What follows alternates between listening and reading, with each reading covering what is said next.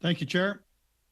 Ms. O'Gorman, you appeared at this OGO committee on October 24th, 2023.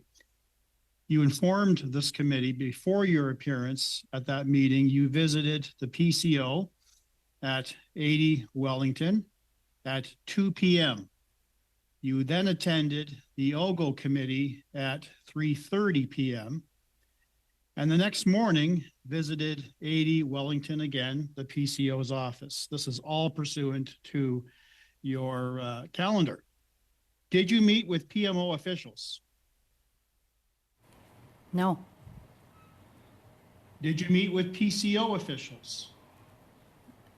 I don't know the specific meeting that you're talking about, but if I was at PCO, I would have Ma'am, been...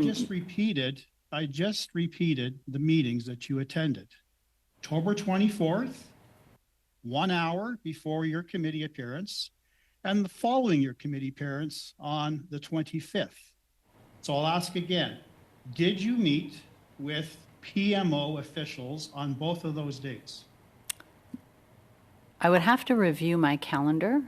I don't recall meeting in person with PMO officials for any meetings, but this is more than 6 months ago. So I guess if Mr. Chair, if there's a specific question that the member wants to know, pointing out dates of meetings 6 months ago, I'm hard pressed to.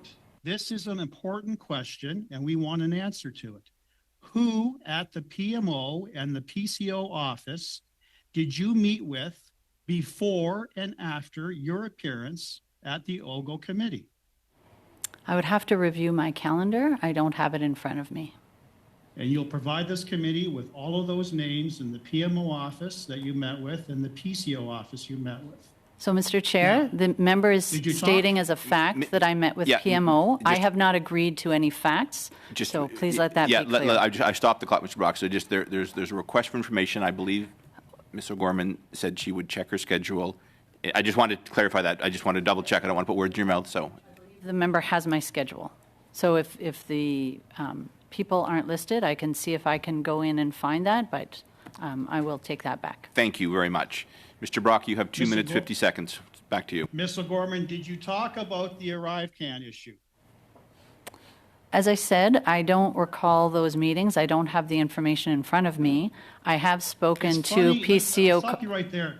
Ms. O'Gorman, it is really funny that now, several months removed, you have great difficulty remembering your attendance at the PCO and PMO's office.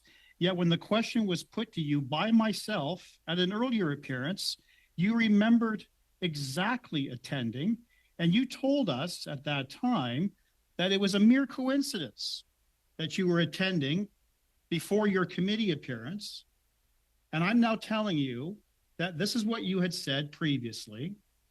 So it's very coincidental, ma'am, that you can't remember now.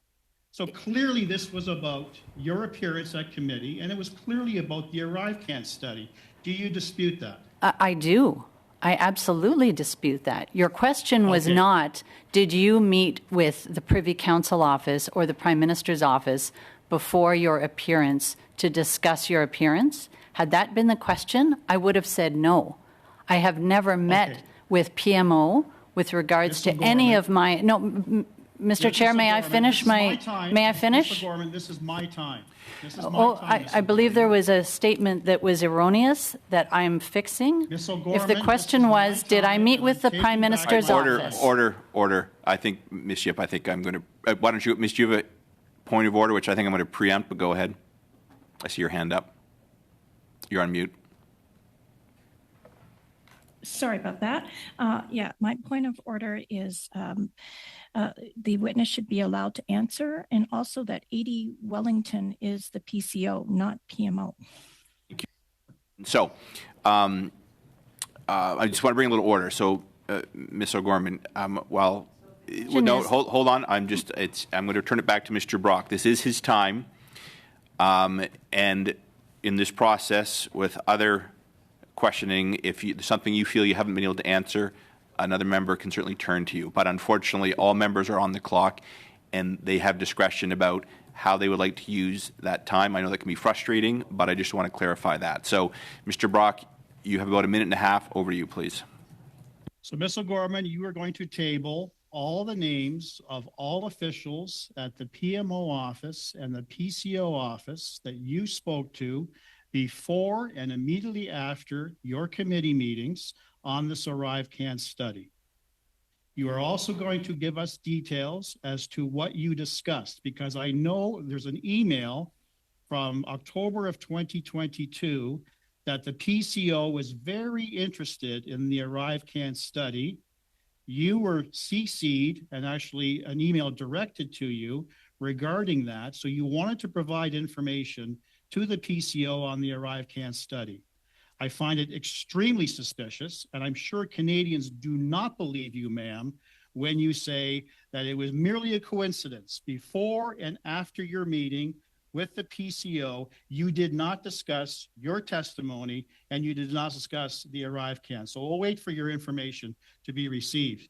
Now, the RCMP is investigating thousands of emails deleted by Min Doan, a former employee of the CBSA. Have you been able to recover some of those emails, yes or no? The team is investigating the allegation. I don't think it's been established that, Mr. Chair, some of those emails, yes or no? I don't believe it's been established that the emails were deleted. Have you recovered some of those emails that were not provided to the RCMP or the Auditor General? Have you since found and be able to recover some of those emails? I have not understood from neither the Auditor General nor the RCMP that they were not provided with emails that they were seeking. Ma'am, there is Point of order, evidence. Chair? No, There sorry, is Mr. evidence. I'll hear that point of order in a second. Mr. Brock, your time is up. I heard a point of order. Was that Ms. Khalid? Yes, and that's pardon me. exactly the point. Mr. Brock was way over his time. Wait.